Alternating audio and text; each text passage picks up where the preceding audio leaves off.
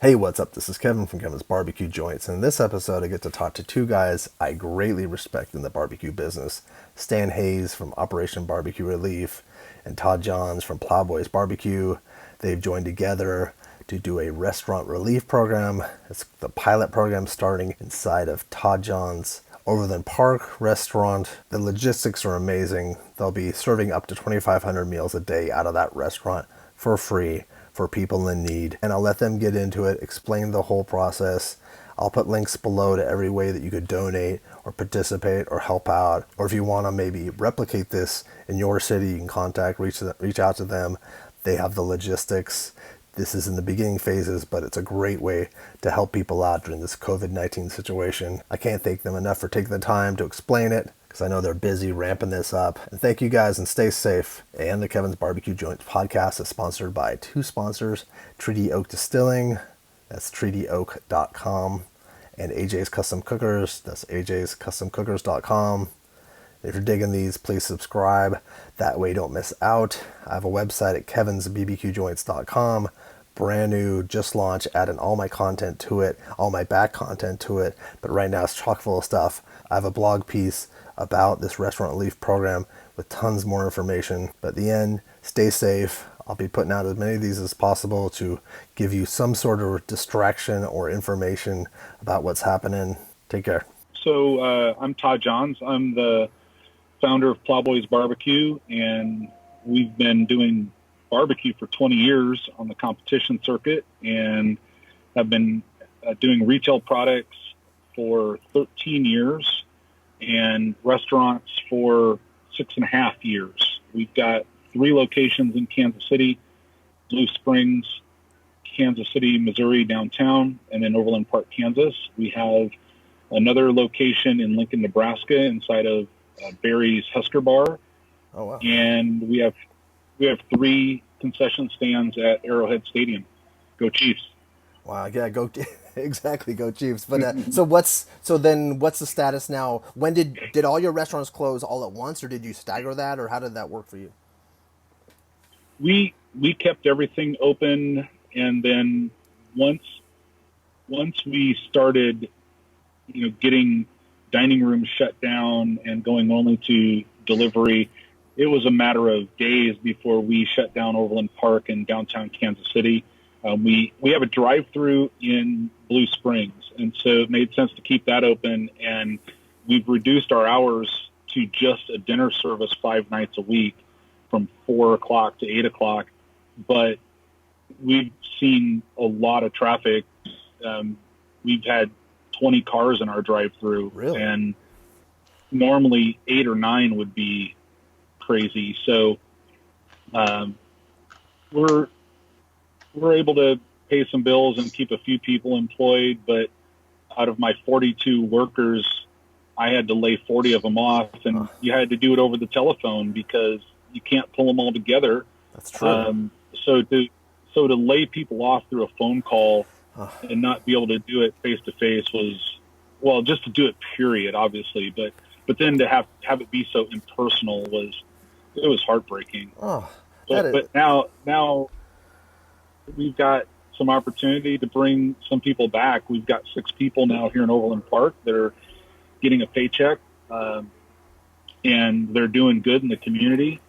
And hopefully we'll start to open up Overland Park again and maybe bring 2 or 3 other people back. And so restaurants and bars, everyone's in the same boat. I talked to so many different operators, and everyone's just trying to figure out how to keep it going.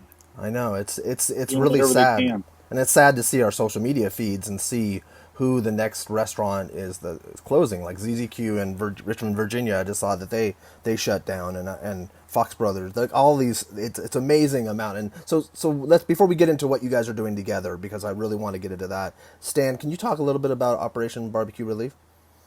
Yeah, so Operation BBQ Relief is going in its 9th year since we started after the Joplin tornado in 2011. This year we've already served, I think, approaching 70,000 meals, which is quite a bit, because usually in the This early in the year, we're doing little small things here and there. But with the tornado that hit Nashville about 4 weeks ago, we were active in that. But everything changed after that, right? I mean, now we have to look at things differently. And it was a time that we really had to think about, okay, how do we do business during, a crisis like this, a pandemic that we've never really seen? I mean, certainly in my lifetime, I've never had to deal with anything like this. And so how do we take this and the model that we have today of setting up in a parking lot with 100, 150, 200 volunteers to put out, 25, 30, 50,000 meals that we've done before doesn't happen, in an environment like this. You can't bring that many people together. There's no way to social distance and put that. I mean, we would take up literally half of Chief's parking lot to socially distance to be able to do this. It's true. So then we just brainstorm and it really came down to, what? I think if a restaurant has the equipment and has the capability and has the people with the staff for this, we think we can do this. And so the idea was born. We call it the Restaurant Relief Plan. And that plan is to, take restaurants that have closed or are closing their doors, and try to give them some financial ability to make it through, this crisis. Bring back some employees, rehire some, because there's so many of them that aren't even going to qualify for unemployment benefits because of the sheer number of hours they work and everything. Plus, that's just also a fraction of what they would receive during the time. And then ultimately, it's about being able to put out in community 2,500 meals, right? So this plan and what we're doing here will hopefully, be something that with Todd's help here, we're going to get feedback of how we can tweak the initial plan and hopefully make it better to where we could then spread this, God willing that we have the financing and everything to be able to do this across the country.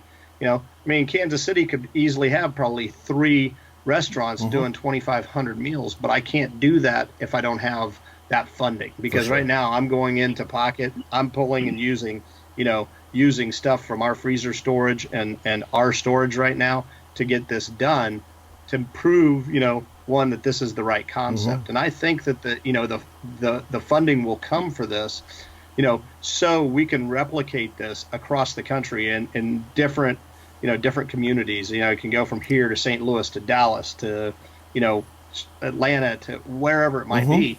And, we don't have a shortage of people saying, hey, I'd like to know how to be, part of this program, because obviously, people want to be back working, restaurants want to be open.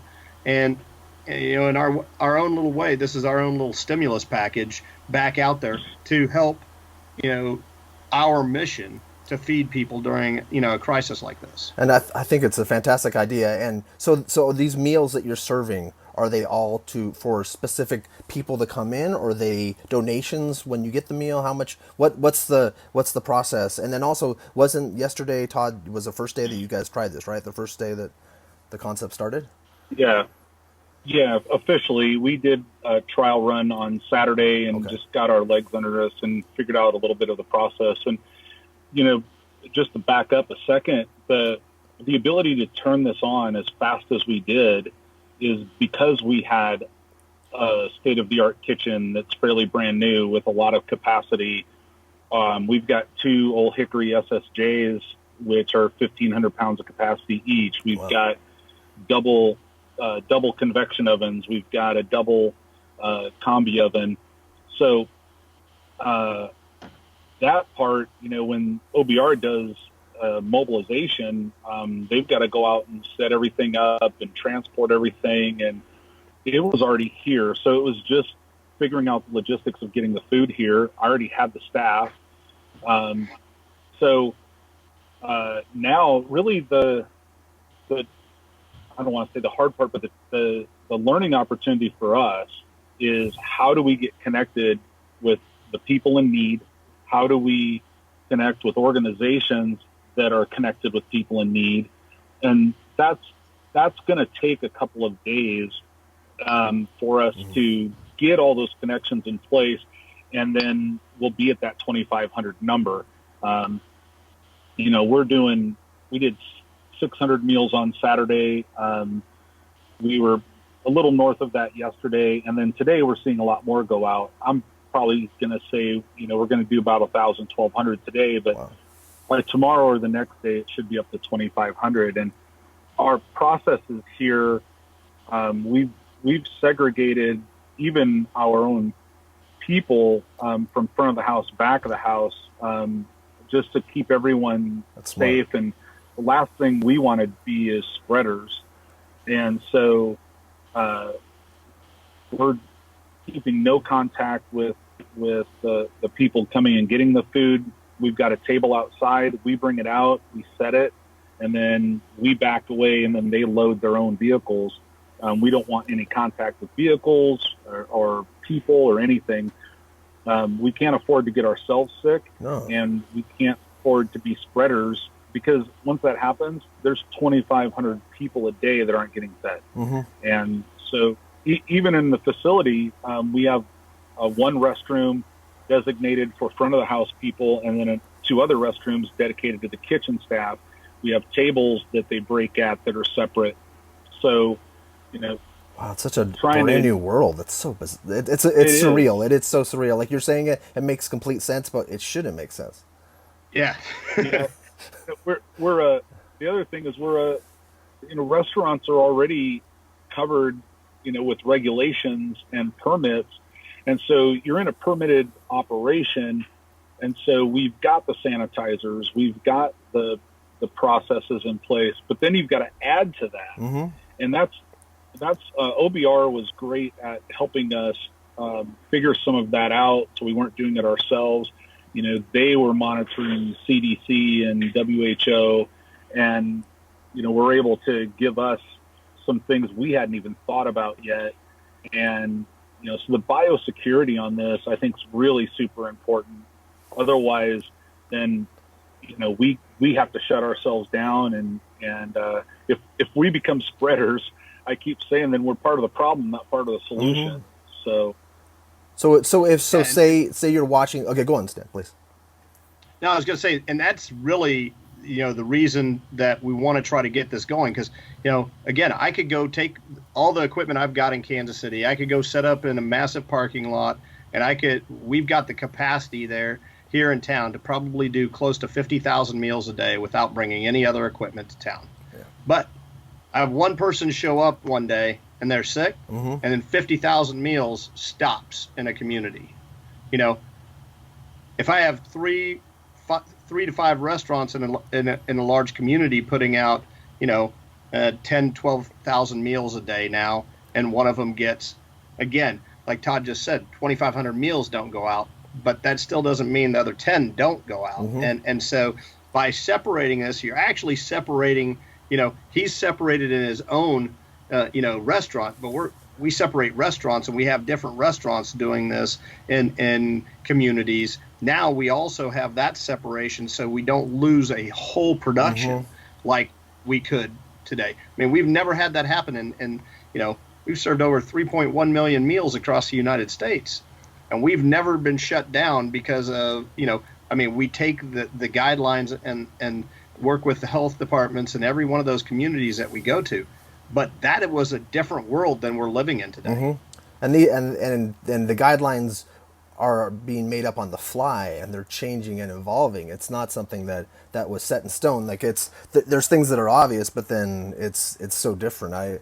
And so now what are the hours? Is it going to be open, this first location? And this is like the pilot. It's almost like not like you're franchising it, but you're creating the pilot program. Is this going to be open 7 days a week or 6 days a week, or what's the plan?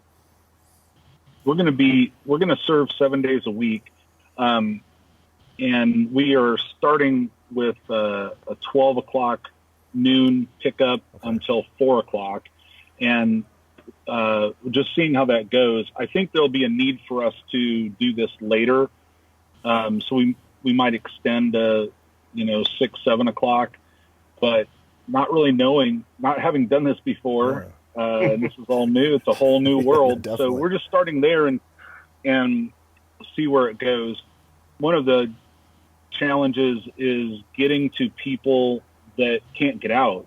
Maybe they're quarantined. Maybe that's they already didn't have transportation. They're a shut-in. They're not mobile themselves physically.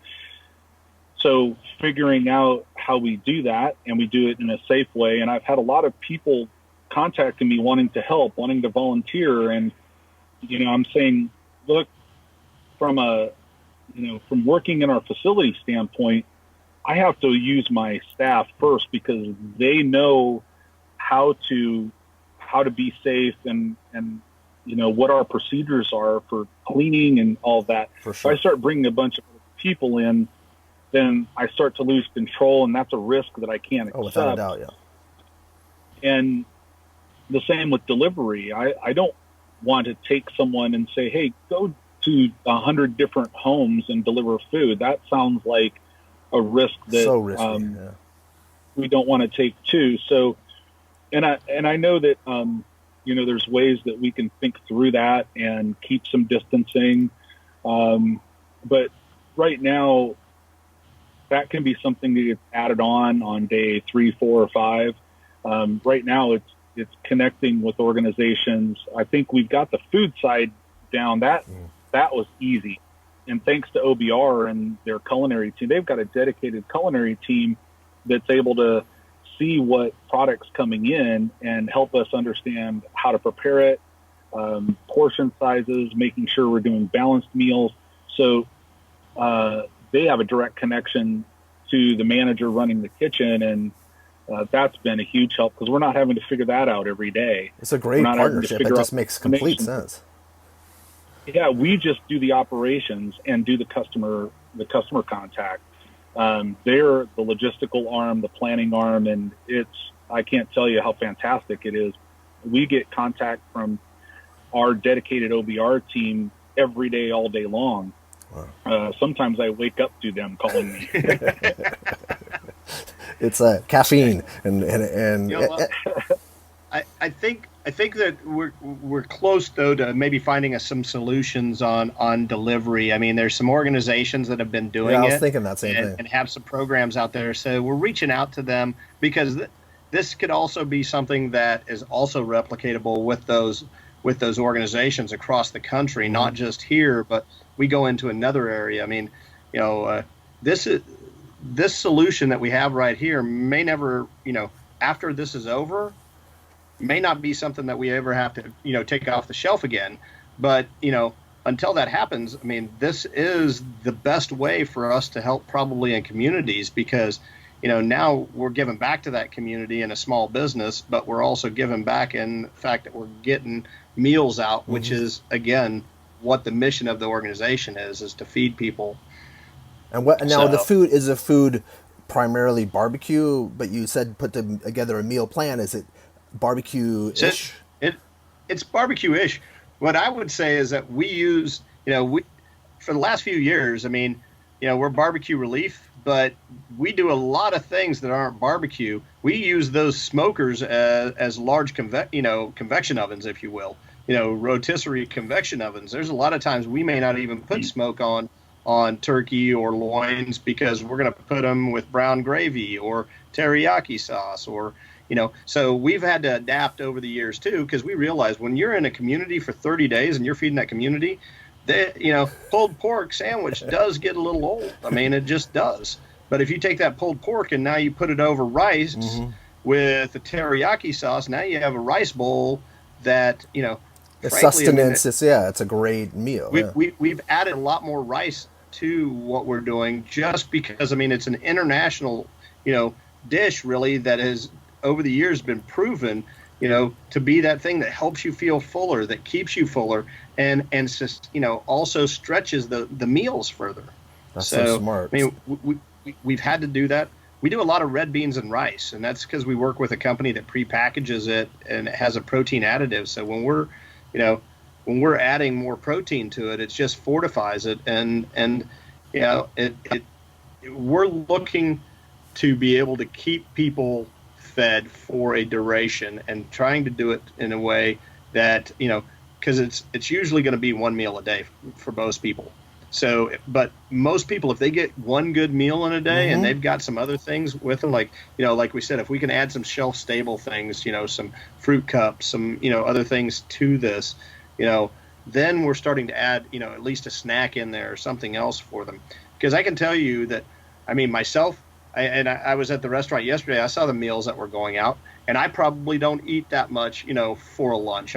One time a day, I might eat that amount of food that's in that clamshell that they're giving out, but not not 3 meals a day. I don't. Wow. So, and I'm a pretty big guy. No, and it makes sense. And if you do get that one big meal, and hopefully people have a couple things at their place still, something, but then they also have those shelf stable things. That's a great. So now, say I want to get a meal, do I go through the drive-through now? Because at Blue Springs, you're saying, is that the location that you're doing the pilot? We're doing it through the Overland Park Kansas restaurant.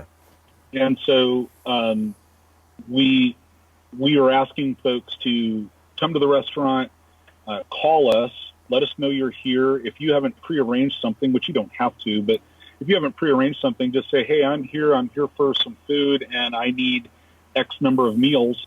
We'll get them, bring them out, set them on a table, and then you can come and grab them and go. And then we've got some other organizations that are picking up 200, 300 meals at a time. And we've got them already on a rotation of, maybe it's every other day, or they've got certain days of the week that they're out doing deliveries. So we've got a fair amount of that going as well. So if they call, they can kind of explain their situation to you guys. And then from there, if there's these companies too that they can they connect with one of those companies potentially too if they had to, if it was necessary, or is it best to come to the restaurant? Yeah, they can potentially, but if you're mobile and can get here, just come to the restaurant. And in terms of need, I know this is OBR and Stan's philosophy, and I share it. We're not here to judge what need is. If you're here and you want a meal, then that's all the need we need. And so that's great. We're not here to assess what the appropriate level of need is before we'll give you a meal. Mm-hmm. We're here to feed the public, and if you're here, you've got a reason. You've got a reason to be here. So, wow.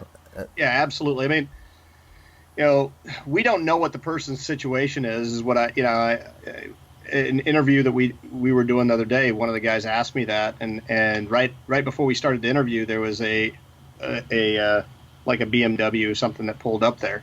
Now they were coming to the restaurant because they wanted, they were going to go to lunch there, and then realized it was closed and left. But if they would have stayed there and wanted a meal, no judgment. I mean, we have no idea. It could be a doctor that just got off of working 3 days straight. Oh, yeah.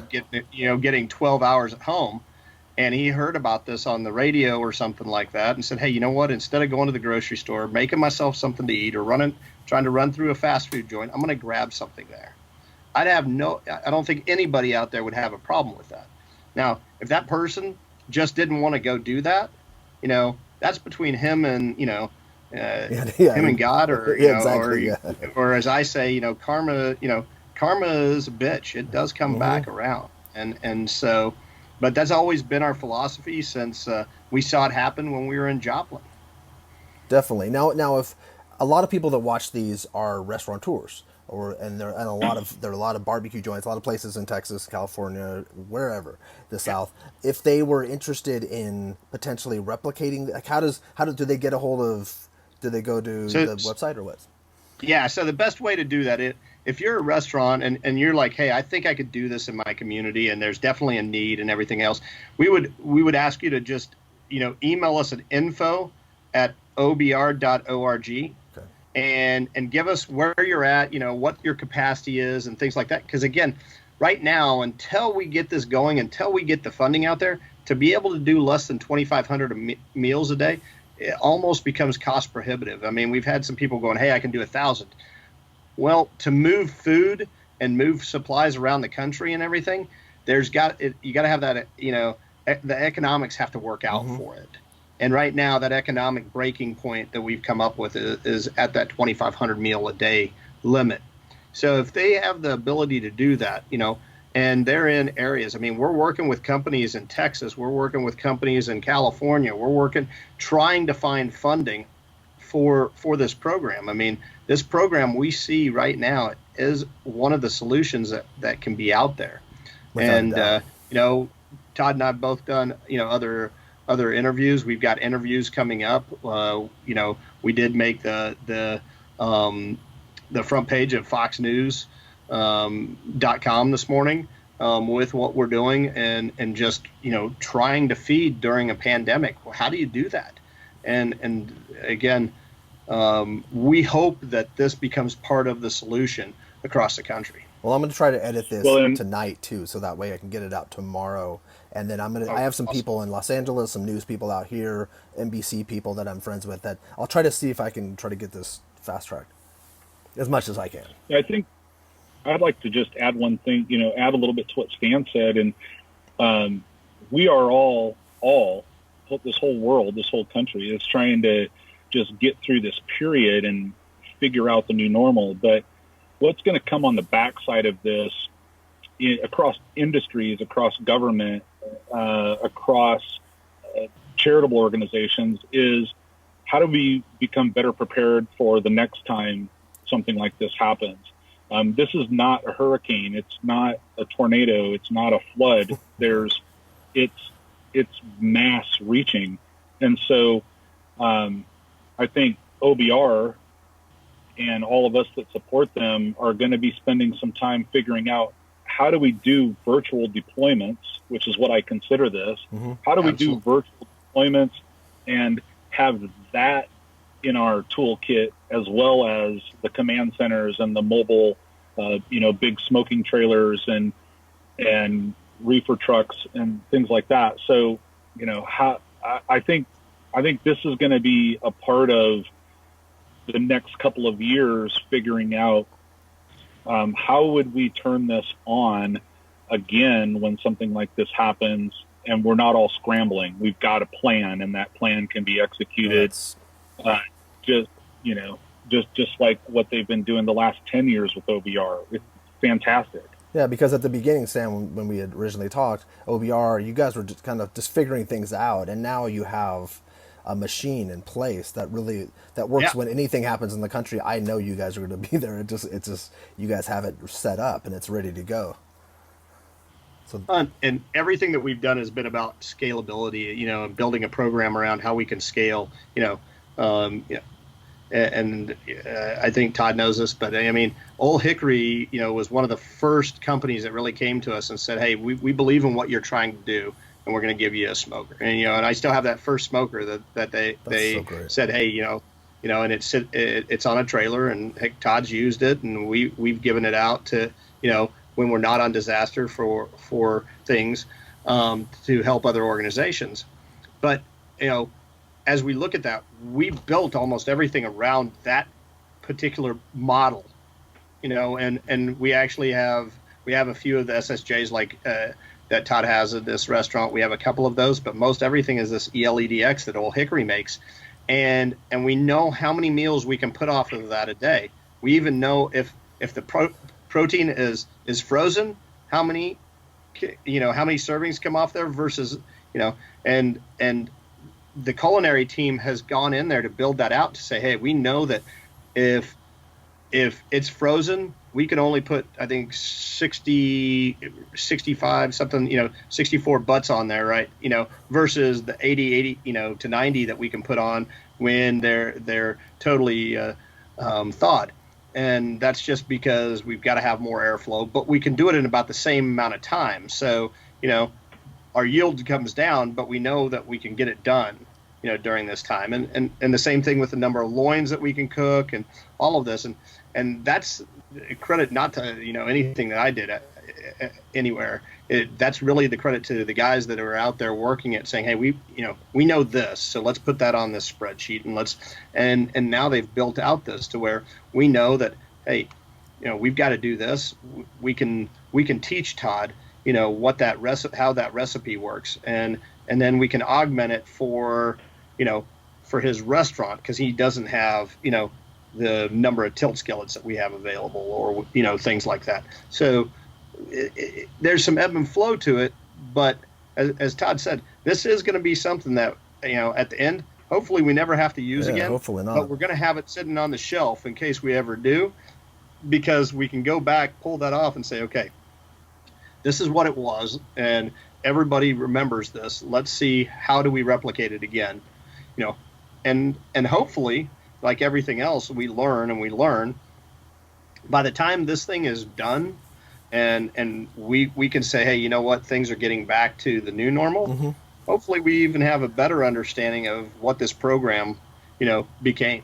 Yeah, and what it can do for people, and it's really amazing. It is interesting too, because they do say that there's potential that this could wane, and then maybe in the winter we could have they could crop back up again in small bursts, and we'll hopefully have some sort of vaccine or something, some sort of meds that work. But this could happen in pockets across the United States or somewhere else. So it is great to have that in your wheelhouse and be able to just refer to that. It's hopefully we won't have to ever deal with this again.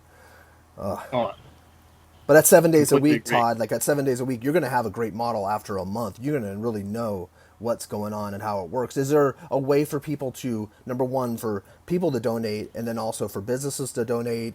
And are you looking for like proteins for people? Like, is that something that you're looking for too? So yeah, we're looking for all donations like that. Yeah, I mean, our team, the easiest way to donate is to just go to our website, obr.org. There's a donate button on there. And all that in the do that. Section. If they're another business that want to donate things like that, again, it would be email that info@obr.org. That way it comes into a central clearinghouse, and that group is sitting there going, okay, that needs to go to Joey, because that's about donation of this. This needs to go over here to the development team because this is a sponsorship, or a company that says, hey, I want to be part of this and help, and so,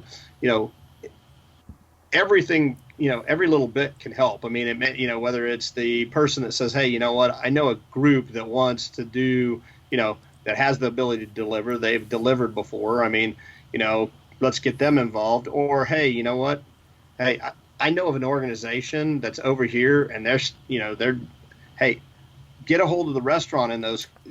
If you can't get a hold of a restaurant, email us. feedingkc@plowboysbarbecue.com. Okay. That email goes directly there, and I know Todd's right now personally monitoring, that stuff coming in there. So this is certainly a collaboration of what we can do together. Instead of trying to do things separate. And it's really, when you see the other things that are happening in Kansas City with other groups helping, the other location that we're at downtown, where we're sitting there helping a group that came together saying, hey, look, the homeless aren't getting any of the services that they were getting. There is nothing open for them to go get these services, whether it's counseling, whether it's, medical treatment, whether it's, all of those things have basically shut down. So those groups came together that really champion that, and have put together, an outdoor area that they've blocked off streets in downtown Kansas City to bring them in. Amazing. To help them social distance, help them, so they don't become, spreaders and everything, for us to be able to go, that's not that many meals. It's like 500, but that's 500 people that were not getting something. And I think right now everyone's looking for some way to help, and there's so many, and like I'll see different organizations. I don't know, and I myself, who I try to stay on top of this. It's hard to focus on what's the best way, and what you guys are doing. You're creating something, and other groups can kind of splinter off, and it could become like a spider web of help. I think this is ideal and perfect. I hope we inspire. Other organizations that want to feed, but that are trying to figure out how to do it, to do the same thing. Whether it's this model, whether it's something else, but I know plenty of organizations out there that have gotten to the point that they're like, we cannot sit back and do nothing. Mm-hmm. We got to figure out how to do something. I look at some of my friends that were part of the CNN Heroes in 2017 with me, and a guy who does after school programs, is now getting into feeding those families. I mean, they were at-risk youth that he was working with. They're not getting, Title I meals through the school district. They're not getting fed. So what he's going out there and he's like, look, I make T-shirts. He put kids to work, and he was making T-shirts for other companies, and that was one of the programs that he had to keep the kids busy. So he's selling a T-shirt, and that T-shirt's going to feed, get 2 meals for a kid, people out there. And he just put that out there. I mean, it's him thinking differently of how he has to do something to be able to help the kids that were part of his program, because they can't come around the garage right now. They can't, so what do you do? So he was just sitting there. It's not only, and I talked to him the other day, and he's like, I'm going crazy. I got to figure out a way. And I was like, dude, if I know you, you're going to figure out a way.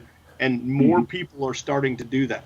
And I think, I still think, Todd alluded to it. I think we haven't hit the height of this.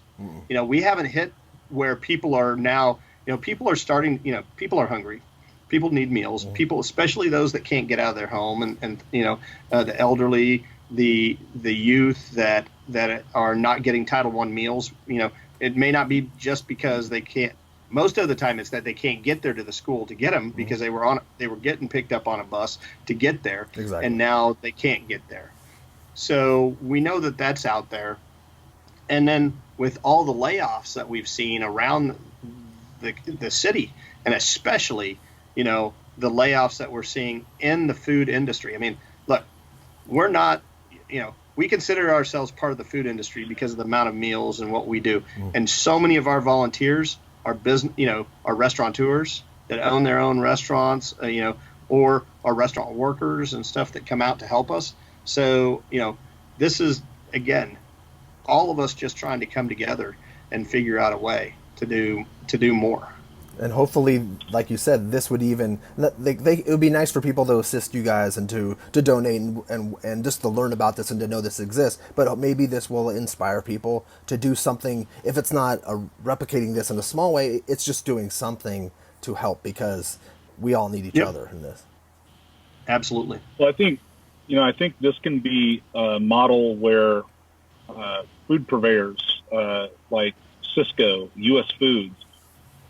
They've got a lot of inventory right now, and some of it's perishable and is aging, and they have a lot of customers like us that are closed, have people that could work. And so what OBR is doing could be packaged and trained to a Cisco, and they have distribution. They have a warehouse and a distribution that they own. They've got trucks and trailers.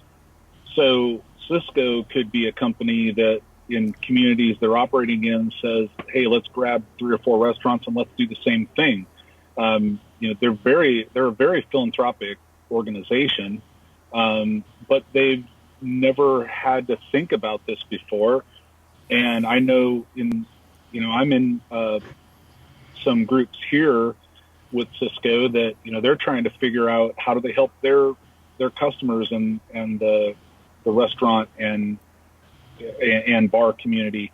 So, what we're doing here between Stan and I could be something that replicates across other industries. You could even look at grocery, and grocery has food.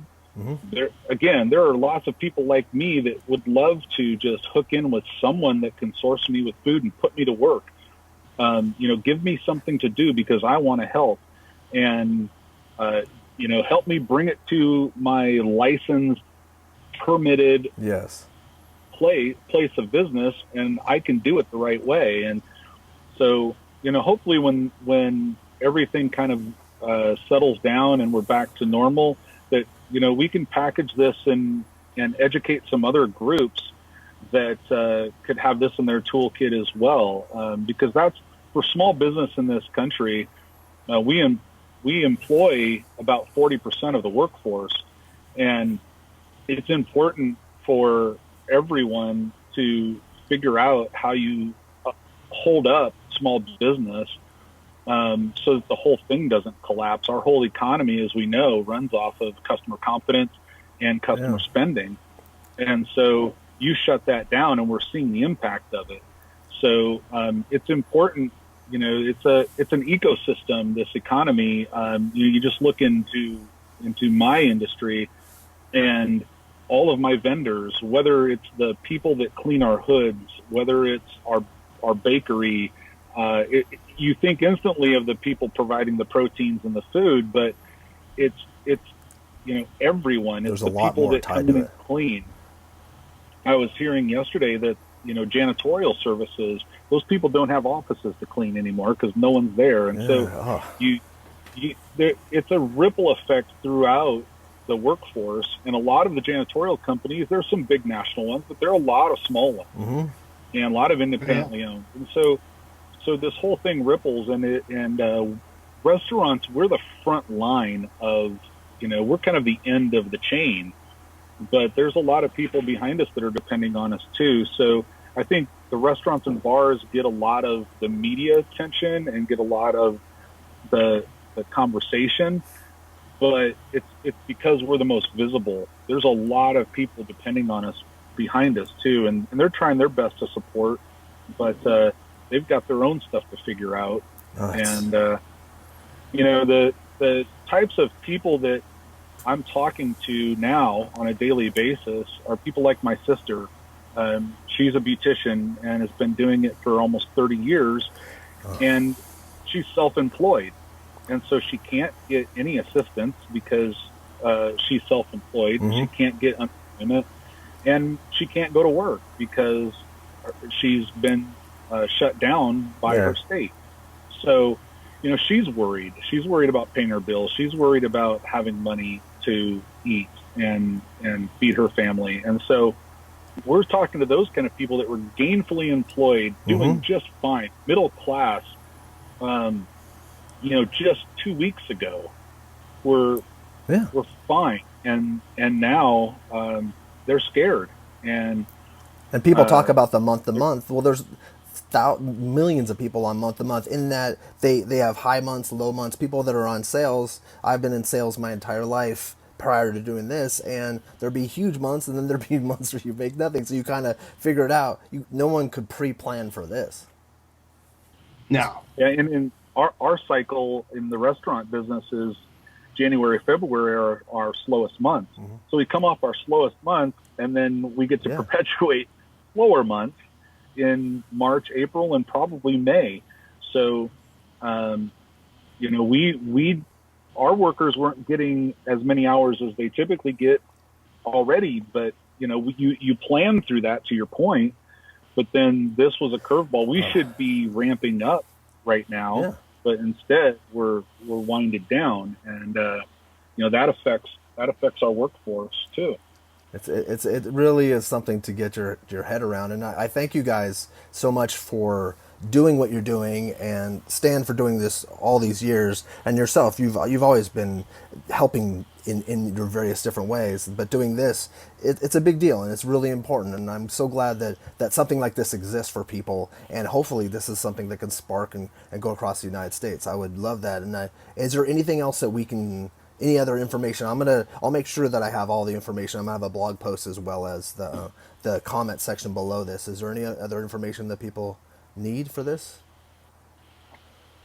No, I think the big thing is that that again, together we're going to do so much more than we are divided. So if we can spur this on, if we can obviously I'm looking for the financial side of how we continue to put more restaurants out there. But again, we're also doing it methodically. We want to make sure it's right, and that's why this is so important that we spend the time with Todd to figure this out, because it's not what most restaurants normally do. No, not at all. So thank you guys, and I'm sure you have busy days up ahead of you, but I'd like to maybe potentially in a month from now maybe reconnect for 10-20 minutes just to see how things are going, if there's any additional news that we want to, because I'd like to keep this kind of momentum going, if you guys don't mind. I'm sure it'll be a whole different conversation a month from now. We'll have a lot more things to share. Without a doubt. Absolutely. Well, for sure. Well, thank you guys. Be safe. And as people should know, we're all social distancing with this. That's why we're at different locations and more than 6 feet apart. Like, but thank you guys. Yeah, and yeah, just be safe. It's a strange world, but I so appreciate what you're doing. I appreciate it, Kevin. Thank thanks so you. much. All right, take care. Bye, guys.